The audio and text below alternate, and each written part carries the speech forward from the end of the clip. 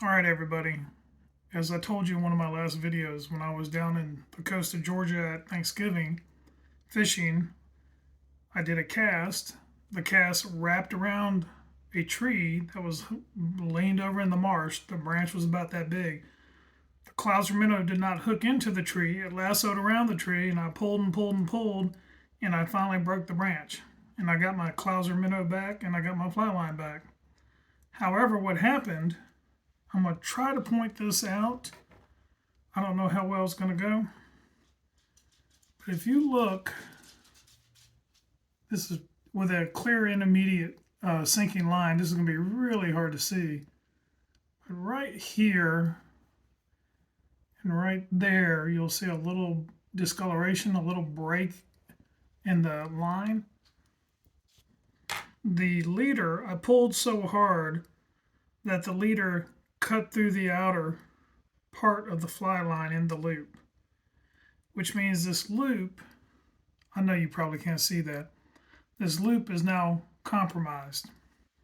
It'll probably still work, but the next time I get it wrapped around something or hung on something and really horse it to get it off, the loop could give way and then I'd lose my fly, but then the fly line would be broken. So I'm going to go ahead and fix it. Now there's a couple ways to fix it. Leto Cray showed in one of his videos, DVDs a long time ago, that you can take your fly line and double it over. And you can actually cut a little bit of the fly line off so it tapers. Double it over, take some fly tying thread, wrap the fly tying thread around the fly line, and then put a whip finish in it, and it creates a loop. Now this is an old Cortland intermediate sink fly line I've had for a while. It did not come with a loop on the back end. It came with a loop on the front end. No knock against Cortland, but the front end here that goes to the leader has a loop. You see it's another clear line. But the back end to the fly line on this particular line did not have a loop. So I went ahead and did a whip finished a loop onto this, and I didn't nail knot it to my backing because I do swap fly lines, and I have bimini twists on my backing. So I whip finished a loop, and I used black thread, black B backing, so I know the black thread loop always goes to the backing. So that is one way to do it. But on the front end, where your leader is, that creates a big loop to have to go through your guides. And this is a 5/6, so I don't know if I'll ever be in backing. But it's really not the best way to do a loop repair if you break or damage the front end loop on your fly line like I did here. And so what we're going to do, and there's a big controversy on the internet. Some people are like, you never cut the loop off, never cut the loop off. It's stronger than a nail knot. And some people are like, well, use a nail knot in a butt section. That's what they did in the old days, and it'll give a better, smoother transference of energy. If you get rid of the loop's a hitch. I think the loops are pretty convenient. If you're a beginner fly fisherman, they're real convenient. But because this loop is damaged, I'm going to go ahead and cut it off, and I'm going to do a nail knot with a perfection loop. So I have a couple nail knot tools to show you.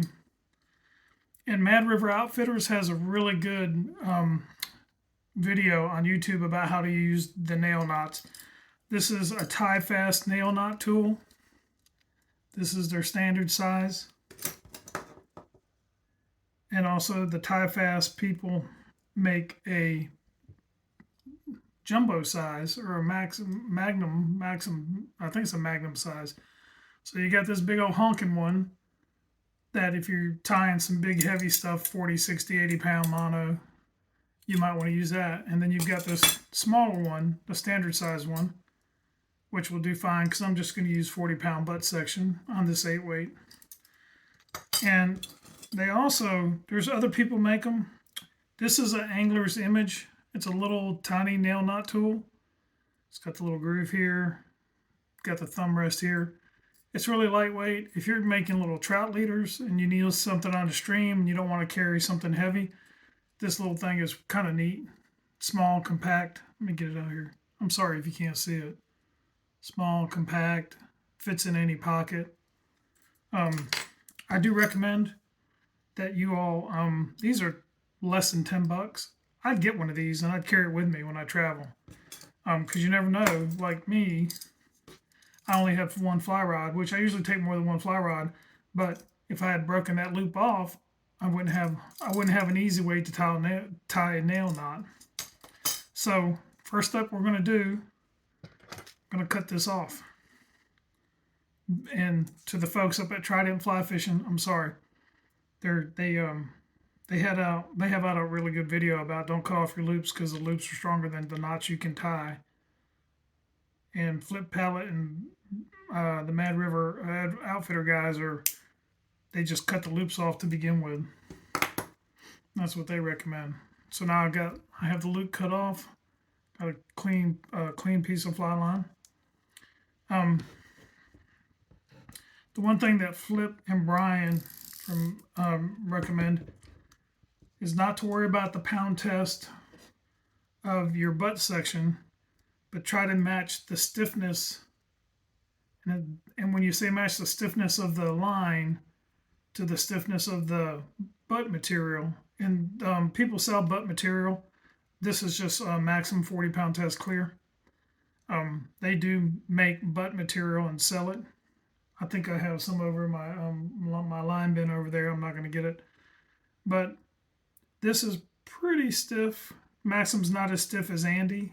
A lot of folks in Florida are used to using Andy on their conventional, and they tie leaders with Andy. Maxim's a little bit smoother, a little bit softer than Andy. It's probably a little bit stiffer than Amnesia.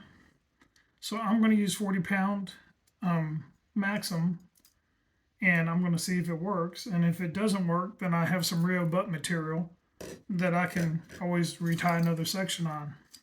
So I'm going to start with the nail knot tool. I'm going to take off plenty of this. I won't need this much. I'm going to take off plenty of this. And I'm going to, this would be easier if I was using a colored line. Something with some color in it.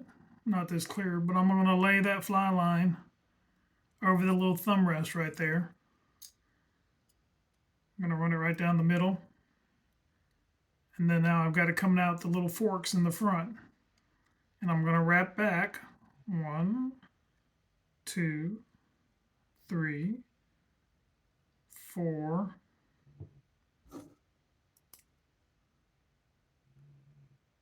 and I do need to cut this I need to cut this butt section off of the spool.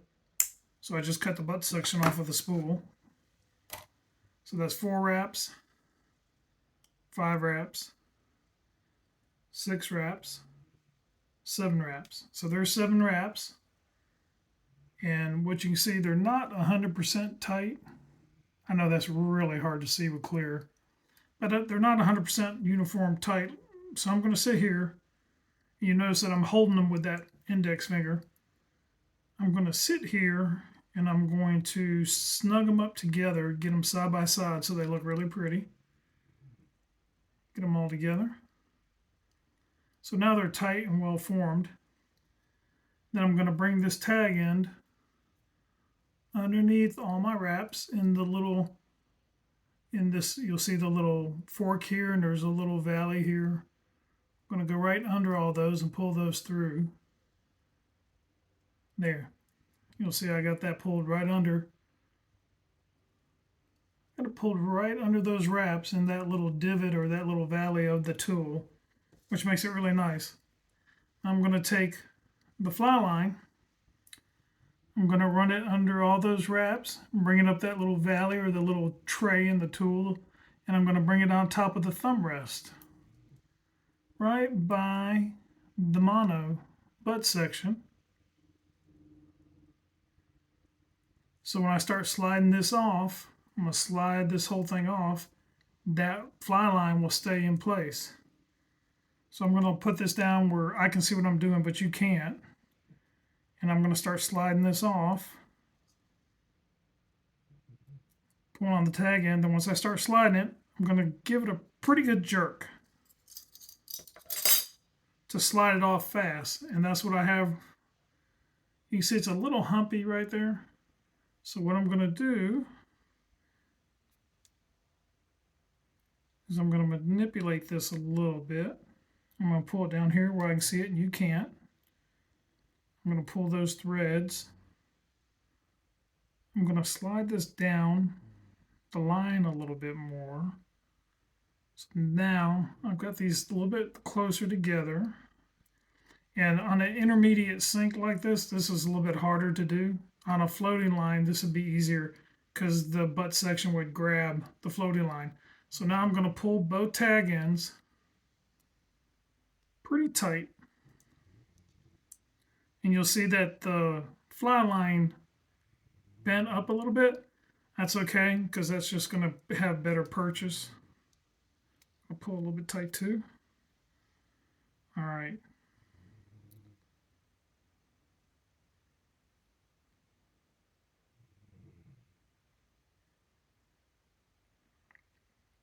You know what? I don't like that.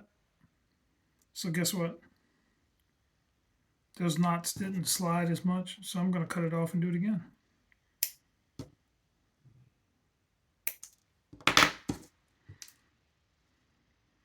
I didn't like the way that looked. So easy enough.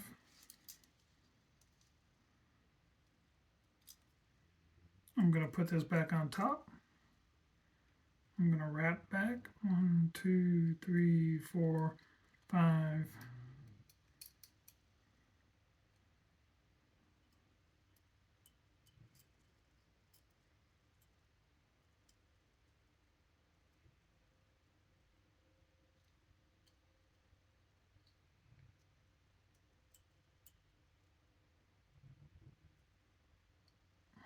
Two, three, 4, 5, 6, 7. I'm going to slide that all together. Slide it all together. I'm going to come under the wraps.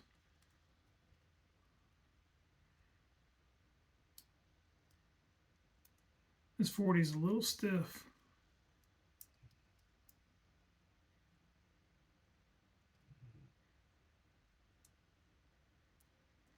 I'm going to bring my fly line up under.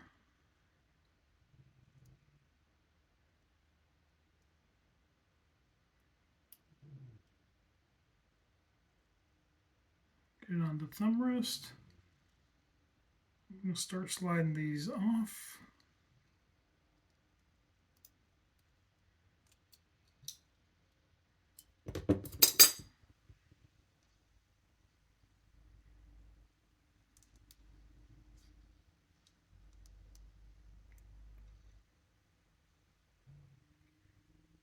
It's still kind of ugly. That is still kind of ugly. It'll hold. It's not going anywhere. I'm sitting here pulling on it. That's not going to go anywhere, but God, that's awfully ugly. Trim that tag end off.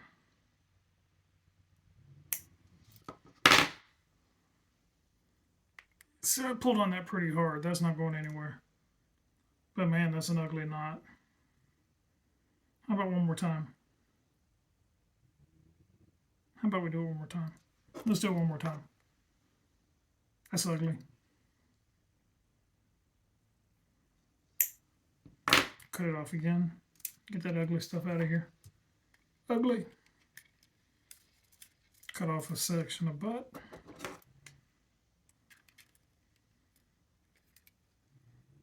I wonder if I can find my butt section.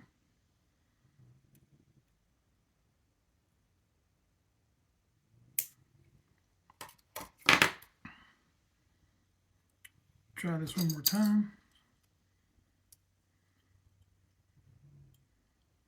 Putting it on top. Putting the butt section on top, wrapping it back. Stop at 7.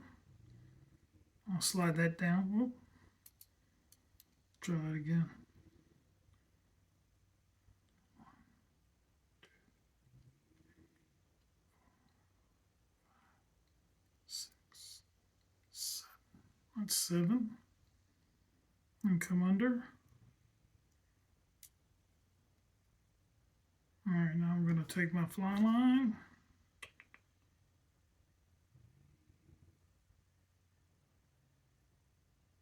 Come on top of the thumb rest. Get it on top of the thumb rest. You can't see anything I'm doing right now. Now I'm going to start sliding it off. I'm going to give a good jerk. Oh, there we go. Good fast jerk. Yeah, that's going to do it. That's pretty enough.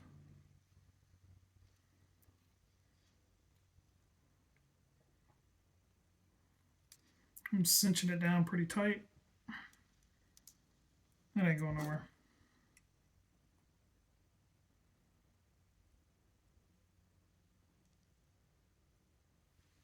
Cutting the fly line tag land off. Alright, cut the tag end off of the mono, the butt section. Now I've got that wrapped around my finger.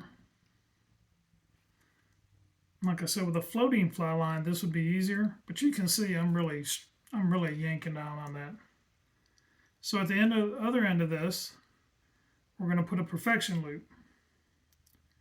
And that's what we'll do our loop to loop with our leader. Now, because this is an intermediate sinking fly line, some people just put a longer butt section directly to the fly line.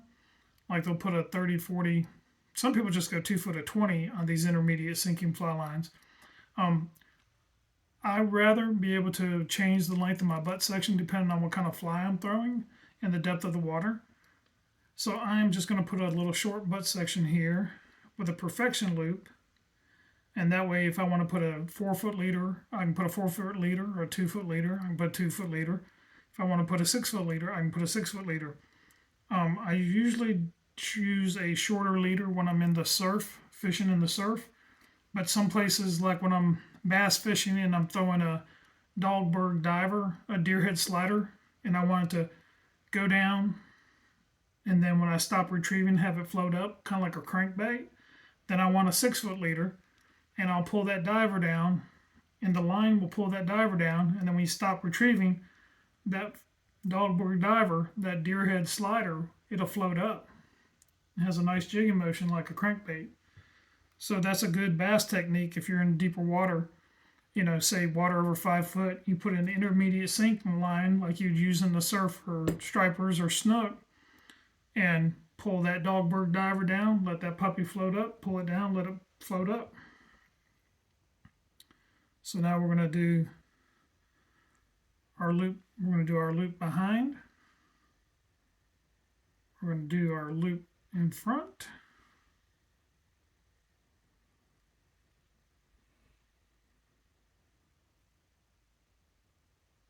And then we bring our tag in through the middle.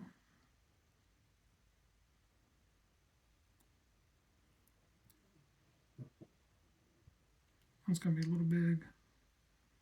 So loop behind, a loop in front, bring the tag in between them, down the middle, hold on to your tag end, grab the front loop, pull it through the back loop,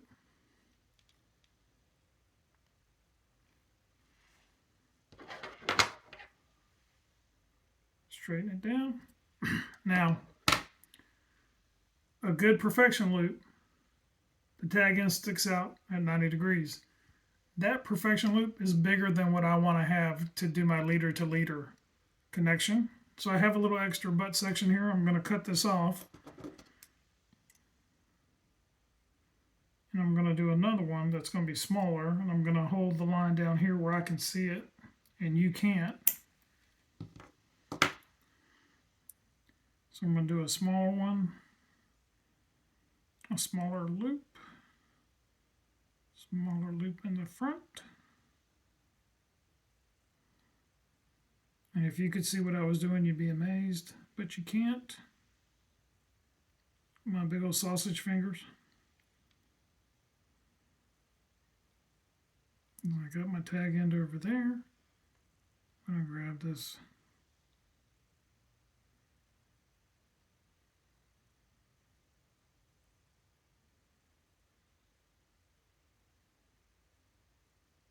Give me a minute. That's really tight.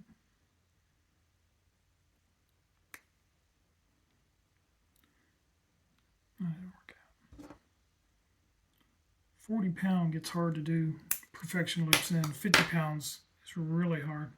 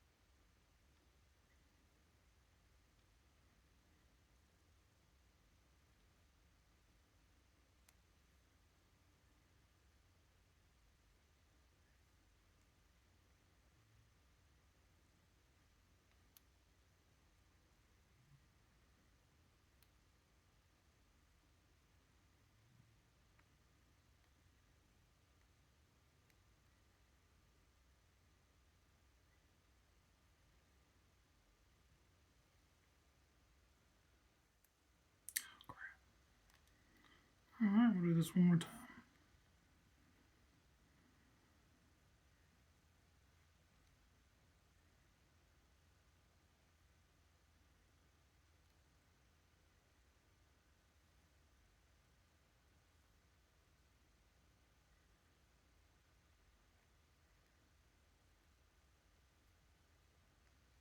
Still working on it.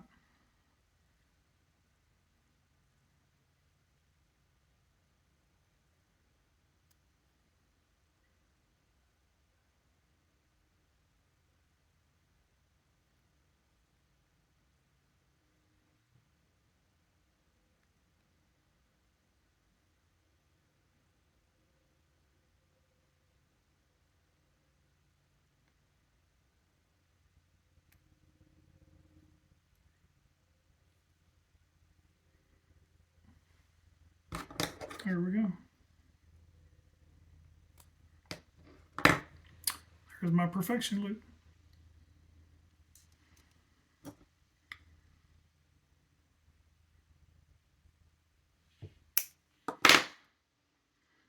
So this little butt section is pretty short. I messed around tying that perfection loop a couple times, trying to get it right. So I might fish that little butt section on there, and I might cut it off and do it again, because it's easy to cut it off and do it again. I like to have about that much butt section when I do this, and I'm a little short. I'm about an inch or two short. You see that it has a nice transference of energy though? You see how that bends? That's nice. That should turn a fly over. Because you got to remember, we have a loop here, but then we'll have a leader coming out here. But attaching it as far as loop to the fly line to the leader, that thing just kind of, you see it just kind of flows. It's almost like a slinky. A slinky. A lot of you probably don't even know what slinkies are. Okay, so that, even with that little short piece of butt section on there with that perfection loop, that'll work. I can put a leader on that, and I can use that all day long. Or I can retie my butt section on there and put a longer one on, like I started to, and not retie the perfection loop 3 times. So that is what I have today. We went over the knot tying tools. We tied a nail knot from the fly line to the back, the fly line to the butt section, and then we tied a perfection loop in the butt section. I really, these, like I said, are probably under $10.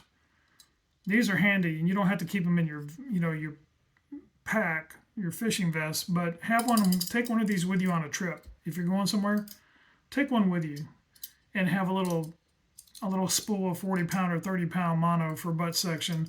I usually use 30-pound on 5 weights and lighter. I usually use 40-pound on 6 weights to 8 weights. Then on 9s and 10s. 9s you can get away with 40-pound. But 10 and above, most butt sections are made out of 50 pound.